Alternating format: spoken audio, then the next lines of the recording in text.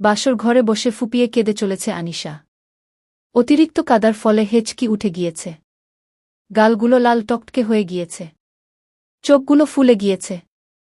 বন্ধুরা, চ্যানেল এর নতুন হলে সাবস্ক্রাইব করে দেন। ধন্যবাদ। শেষ পর্যন্ত দেখে অনেক মজা পাবেন।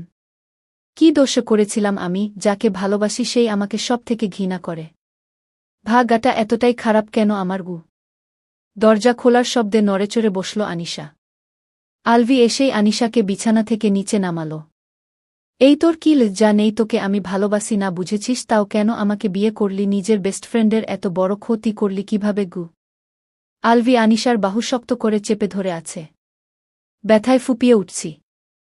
ছাড়ানোর চেষ্টা করতে লাগল সে। আনিশা কাপা কাপা কণ্ঠে বললাম, আমি কি করতাম বলু? নো রাতো মায় আপনার সাথে জোর করে ইয়ে দিল। মার কোনো শখ ছিল না নাকে ইয়ে করার। তুমি জানতে না আমি তোমারই বেস্ট ফ্রেন্ড ফারিহাকে ভালোবাসি।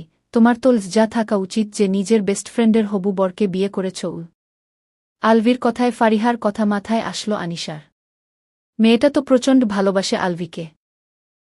আলভি নিজের চুল টেনে ফ্লোরে বসে পড়ল। আনিশা দেয়ালে পিঠ ঠেকিয়ে দাঁড়িয়ে আছি। কি করব আমি এখন? একদিকে নিজের ভালোবাসা, আরেকদিকে নিজের বেস্ট ফ্রেন্ড। কি করব এখন আমি? হ্যাঁ, আমার সামনে বসে থাকা লোকটাকে ভালোবাসি, আমি প্রচণ্ড ভালোবাসি। কিন্তু আমার ভাগ্য এতটাই খারাপ যে সে ভালোবাসে আমারই বেস্ট ফ্রেন্ডকে। ফারিহার কলে আনিশার ঘোর কাটল। কাপা কাপা হাতে কল রিসিভ করতেই অপাশ থেকে ফুপিয়ে কাদার আওয়াজ পেল। মেয়েটা হেঁচকি উঠে গিছে। মেয়েটা কাঁদতে কাঁদতে বলল, আনি কি গে লো বল না, তুই তো যা নিস, আমি লবিকে কত ভালোবাসি। আনিশাও কেঁদে চলেছে এপাশ থেকে। ও কাদার জন্য কথাও বলতে পারছে না। আনিশা কাপা কাপা কণ্ঠে বললাম, তুই বিশ্বাস কর, আমি কি ছুঁই যা নতাম না। ওরা মাকে জোর করে ইয়ে দিয়ে দিয়েছে লবির সাথে। মেয়েটা কান্না থামানোর বৃথা চেষ্টা করে বলল, আমি তোকে নিজের থেকেও বিশ্বাস করি আনি গিয়ে। আলভি আনিশার হাত থেকে ফোন কেড়ে নিয়ে বলল, ফারুপাখি, তুমি আমায় বিশ্বাস করো তো? এই মেয়েটা আমাকে ইচ্ছে করে বিয়ে করছে। আমি শুধু তোমাকেই ভালোবাসি। ফারিহা শক্ত কণ্ঠে বলল, দেখুন, আমি এখন আপনার কিছুই না, আর আনিশা এখন আপনার ওয়াইফ, সো ওর সাথে মানিয়ে নেওয়ার চেষ্টা করবেন। আমার আনিকে কষ্ট দিলে আমি কতটা ভয়ঙ্কর হতে পারি তা আপনি খুব ভালো করেই জানেন। ফারুপাখি, তুমি বোঝার চেষ্টা করো না, আমি ওই মেয়েকে ভালোবাসি না, শুধু তোমাকে বাসি। আর এই মেয়েটা একটা ইমান তোমার সাথে বেইমানি করেছে। ও ইচ্ছা করলে নাও বলতে পারত। তাহলে তো আপনিও বেইমানুমি আলভি শাহরিয়ার। আপনিও ইচ্ছা করলে বিয়েটা আটকাতে পারতেন। ওরা আমায় জোরও করছিল, তুমি বুঝতেছ না কেন? ফারিহা ঝাঝালো কণ্ঠে বলল, নিজের দিকটা বুঝতে পারছেন আর আনির দিকটা বুঝতেছেন না। ওকেও জোর করা হয়েছিল। আর আজকে থেকে ভুলে যান ফারিহা নামের কাউকে ভালোবাসতেন আপনি। আর আনিকে কষ্ট দেওয়ার কথা মাথায়ও আনবেন না গিয়ে।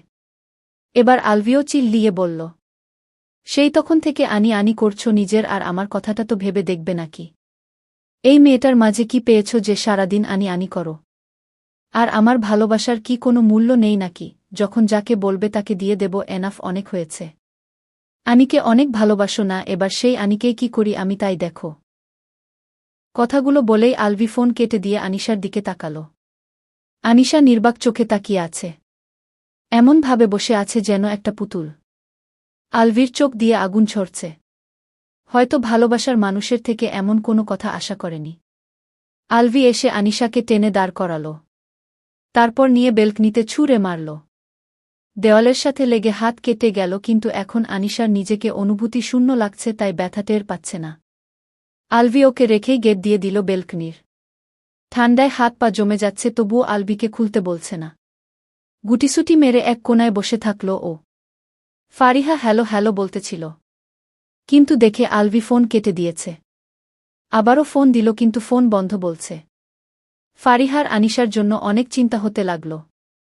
ফারিহা হাসল, চোখে পানি, কিন্তু তাও হাসছে মেয়েটা। হাসতে হাসতে বলল, ভালো থাকুক আমার ভালোবাসা আর আমার আনি। ফারিহা হুট করে কাঁদতে লাগল। কাঁদতে কাঁদতে বলল, কেন আল্লাহ, তুমি আমাদের 3টা জীবন নষ্ট করলে? আমি তো খুব ভালোবাসি আলবিকে, তাহলে কেন ওকে আমায় দিলে না? আমার যে খুব কষ্ট হচ্ছে।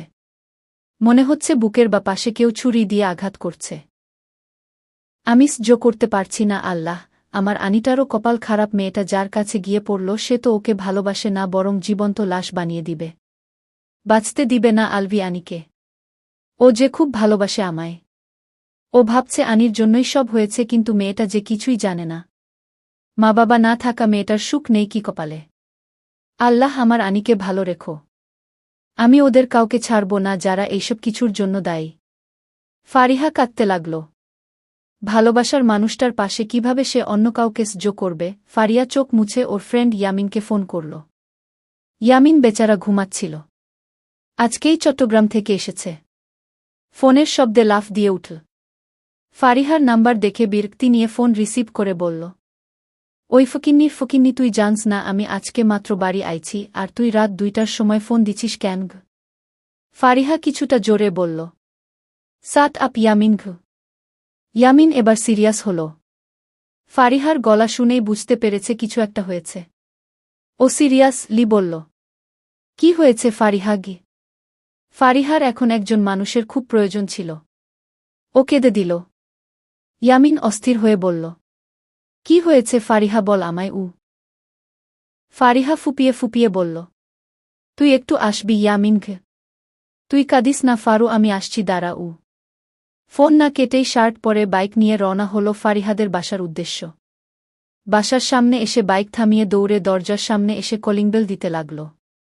ফারিহাদের বাসার কাজের মেয়ে রিহা এসে দরজা খুল। রিহা ইয়ামিনকে দেখে বলল, কিছু হয়েছে ভাইজান যে আপনি এত রাতে এখানে গি? নারে রিহা, কিছু হয়নি। ফারু কইগু? আপাত রুমে ভাইজান। মামা মামি কইগু? উনারা তো ঘুমায়। আচ্ছা তুই যা, আমি ফারুর কাছে যাচ্ছি গু। কথাটা বলে ইয়ামিন দৌড়ে সিঁড়ি দিয়ে উপরে উঠতে লাগল। ফারিহার রুমের সামনে এসে দরজায় টোকা দিয়ে বলল, ফারু দরজা খোল। ফারিহা দরজা খুলেই ইয়ামিনকে জড়িয়ে ধরল। ইয়ামিন ওকে শান্ত হতে বলল। ফারিহা কেঁদেই যাচ্ছে। ফারিহাকে বিছানায় বসিয়ে বলে, কি হয়েছে ফারু, বল আমাকে, না হলে বুঝব কিভাবে আলভি ভাইয়ার সাথে কি ঝগড়া হয়েছে গি। ফারিহা কান্না থামিয়ে বলে, নারে আমি সারা জীবনের জন্য আলভিকে হারিয়ে ফেলেছি। ইয়ামিন প্রচণ্ড অবাক হল। যাদের ঝগড়াই হতো না তারা আলাদা। ইয়ামিন বলল, কি হয়েছে ফারু, বলবি তো? আনি আর আলভির বিয়ে হয়েছে। ইয়ামিন প্রচণ্ড আকারে অবাক হল। ও চিল্লিয়েই বলে ফেল, কি আনির সাথে কিভাবে বিয়ে হলো? আমি জানি না, কিছু জানি না। কি কথাটা বলেই ফারিহা ইয়ামিনকে রুমের বাইরে এনে দরজা লাগিয়ে দিল। ইয়ামিন ভাবতে লাগল কিভাবে সম্ভব আলভি ভাইয়া আর আনিশা। আসলে আনিশা, ফারিহা, ইয়ামিন তিনজন বেস্ট ফ্রেন্ড। ইয়ামিন আবার ফারিহার ফুফাতো ভাই। ইয়ামিনের কোনো বোন নেই, তাই ও আনিশা আর ফারিহাকে নিজের বোনের মতো ভালোবাসে। সেই দুজনেরই আজকে এই অবস্থা। ও কিছুই বুঝতে পারছে না। ঘুমও আসছে প্রচুর, তাই ফারিহাদের বাসায় ওর বরাদ্দ রুমে গিয়ে শুয়ে পড়ল। সূর্যের আলো চোখে পড়তেই পিটপিট করে চোখ খুলল আনিশা। চোখ খুলে নিজেকে বেলকনিতে আবিষ্কার করল। নিজের এই অবস্থা দেখে তাচ্ছিল্য হাসল। তার এগুলো সবেতেই অভ্যাস আছে। বেলকনির দরজায় টোকা দিল। কেউ খুলল না, হয়তো আলভি এখনও ঘুমাচ্ছেন। ভালো লাগলে সাবস্ক্রাইব করুন, পরের পর্ব দেখার জন্য একটা কমেন্ট করুন।